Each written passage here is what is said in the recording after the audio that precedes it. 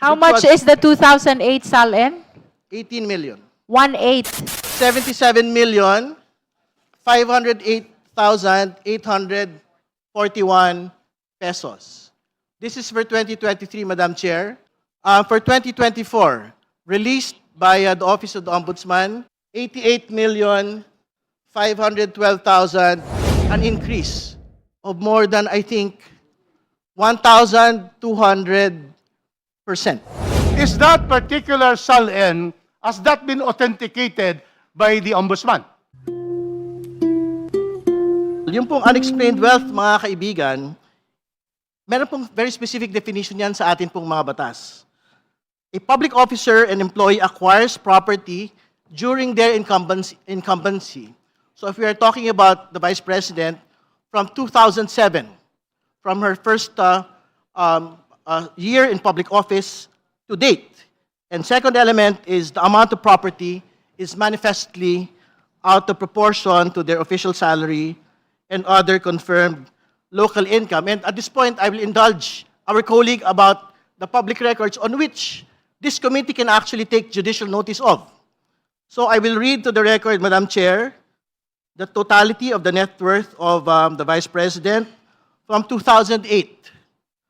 2008, filed December 31, 2008, net worth 18,493,617. SALN 2009, net worth 18,281,000. May we be clarified, Honorable Ridon, of the reference from which you are reading? Well, we have the references of the SALNs themselves. That is the Madam SALN Chair. of the Vice President. And some of the public available public information relating to the SALNs. May we know specifically which document Well, is I will that? present for the record the most recent SALN that had been released by the Ombudsman, Madam Chair. I think it is something that can be flashed on the screen. But I think what should be noted is the original SALN net worth, which was 18 million, Madam Chair. 18 million. With the indulgence of the justice members, we will be flashing on screen the document which is the reference of the Honorable Ridon.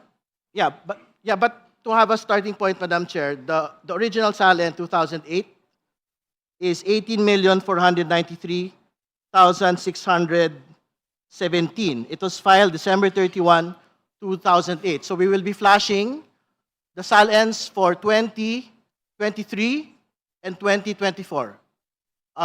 May we request, Madam Chair, that the Secretary be directed to flash? For the record, the SALN from which the Honorable Ridon is first referring to is the 2008 SALN, which provides for an 80 million net worth. And with the indulgence of the members, we will be flashing the 2023 and 2024 SALN. Madam Chair, this is the 2023 SALN. We can proceed to see the totality, the net worth, Madam Chair. 2023, can we go down further, please? A little bit down. Ayan, net worth po. Net worth for 2023. 77,508,841 pesos. This is for 2023, Madam Chair. Can we flash 2024, Secretariat, please? Kindly flash the 2024.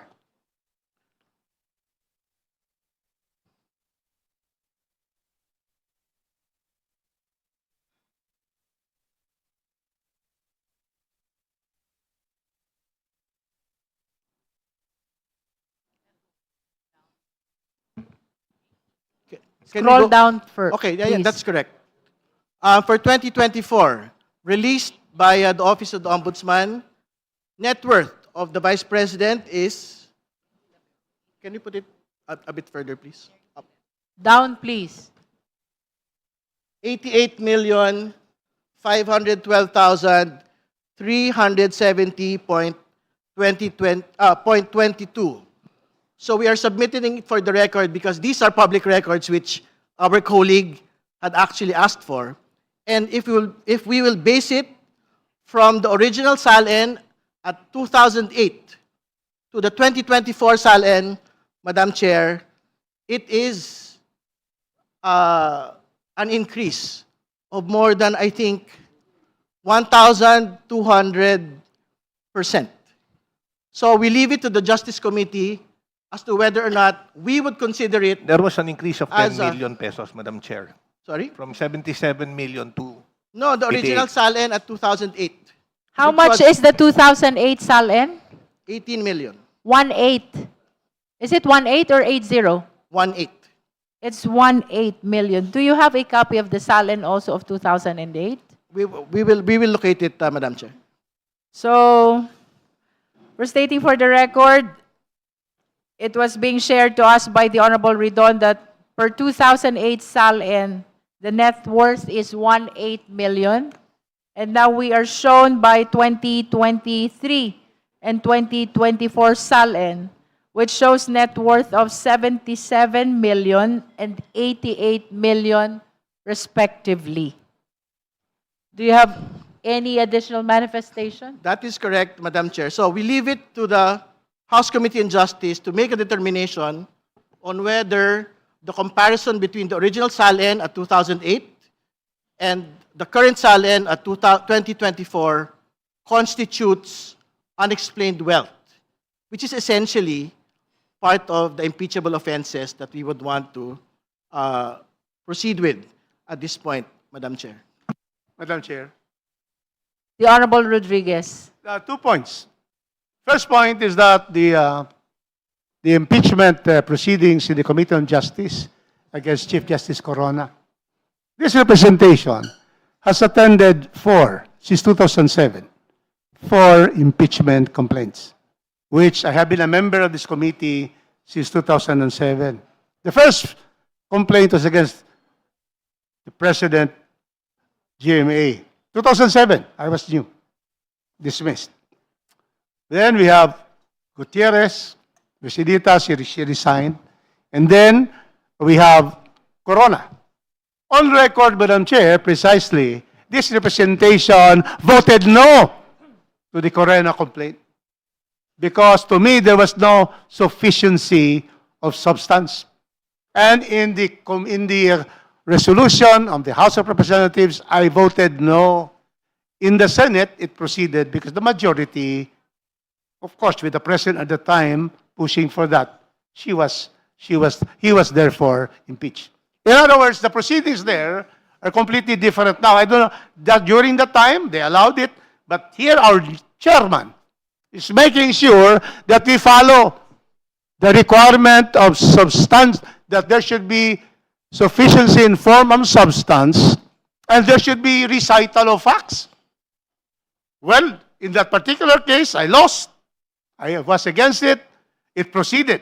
But I voted no. I did not want Chief Justice Corona to be impeached. Later on, it has come out that there have been lobbies with senators to impeach Corona, you see. So, therefore, that is what happened before. But now, Madam Chair, we are with you. You are presiding this very well. And we want to have the real recital of facts constituting the offense charge. And certainly, based on this, and based on the complaint, and based on the annexes, wala. Now, a new matter is injected by our friend, Congressman Ridon, stating about SALNs of 2023, 2024. Is that particular SALN, has that been authenticated by the Ombudsman? Do you have a copy of authentication of the Ombudsman? Honorable Ridon. I don't think that is required. It is public record, Madam Well, Chair. you know, there's no automatic authentication, public record, all the records. There has to be authentication. When you go to a proceeding like this, it's the Justice Committee of this country, of the House of Representatives. Madam Chair. You cannot just state that it's a public record. Now, where is it? Where is it? Is it found in the complaint? Because we are limited, Madam Chair, to the complaint and to the annexes. Here we are. Here we are. We're limited with this. To inject something based on the statement, and there is no authentication that we have There is no such thing as automatic authentication. In any proceeding, you have to authenticate. No, So Madam- therefore, there can be, Madam Chair. unless there is an authentication and the ombudsman has already certified that we cannot take cognizance of that particular injection of this new matter in the hearing. Thank you, Madam Chair. Just to be clear. Honorable De Lima first, and then Honorable excuse me, Po, and then Madam Chair. Honorable Ridon. Authentication can be done at the evidentiary stage. No need for authentication at this point. The committee can subpoena, can request copies of those SAL-Ns from the official custodian, the Office of the Ombudsman. So authentication at this point is not needed. Thank you. I disagree, Madam Chair. May I be just for one sentence? Our Proceed. verification. I will read now the verification. Verification of this. What does it say? In the verification of the Personal complaint. knowledge or authentic records. Yes, precisely.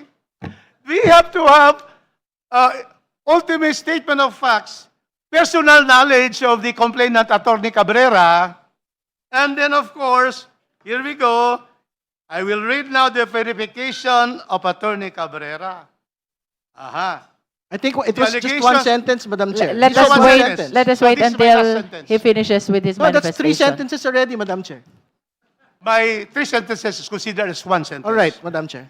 The allegations, number 3, the allegations in the complaint are true and correct based on my personal knowledge or based on authentic documents. See? That's very clear. Nobody can debate with that. And if Congressman Ridon says this is authentic, that is his word. We have to get authentic documents signed and duly certified by the Office of the Ombudsman. Yes. Thank you, Madam Chair. Honorable That is Rodriguez, 5 sentences, but considered that as one. was one paragraph already. The Honorable Ridon. Madam Chair, it's a very basic question. That is an irrelevant response. You know why?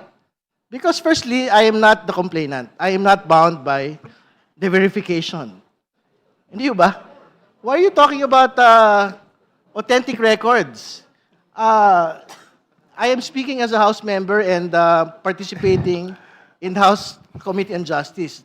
The point is not on point, Madam Chair. And my question is basically, are we being challenged that what is being presented is actually not the true representation of the SALN of the Vice President for 2023 and 2024? Kasi parang ganun ho yung dating. And more importantly, dinabas ho ito. Nakita ho ng bayan, yung 88 million Madam Chair. nalaman po ng SALN. So, think ko, that should not be considered, Chair. Madam Chair. The Honorable Po, and then the Honorable Suntay, and then the Honorable De Lima. Madam Chair, so we can move forward already. I just want to clarify for the body whether or not the Honorable Congressman Rufus Rodriguez is asking us to ignore the silence that were presented earlier.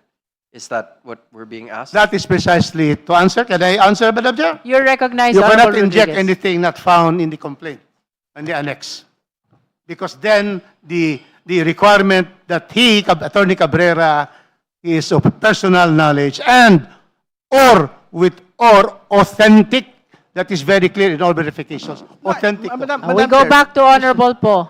Well, then, to that point, I believe that we should move into merit so that that can be admitted as part of the evidence, no, in, Madam the, Chair, in this situation. well, he's right to ignore it, but Madam Chair, just one last Yes, one. you may point. proceed. Well, he's right to ignore it, but firstly, he was challenging the availability of public records. So we were submitting the public records actually available. And secondly, I am not asking that it be made part of the complaint.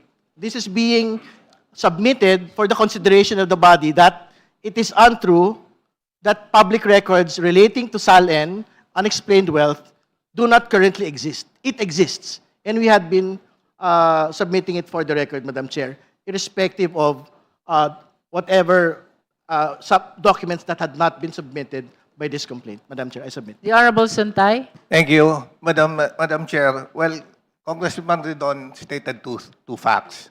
First, tama yung sinabi niya, he's not a complainant, but he's trying to introduce new documents which he wants us to consider. Second,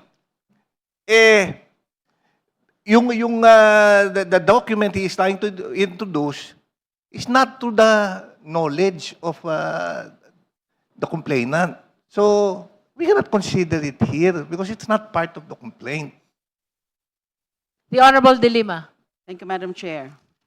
Nothing prevents this committee from directing the production of SALNs as essential documents in determining the facts of these proceedings. Impeachment is sui generis. We have all the plenary power or authority to do that, just to arrive at the correct conclusion, just to substantiate and establish the necessary and essential facts. That is my position, Madam Chair.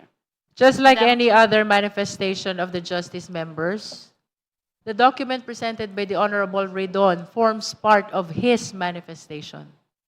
And Madam Chair. therefore, all of your manifestations, including the documents which were shared, will become basis of the judgment of the justice members in determining the sufficiency in substance. Madam That Chair. might not be introduced as an evidence yet, but that might be introduced as part of the manifestation of the Honorable Redon.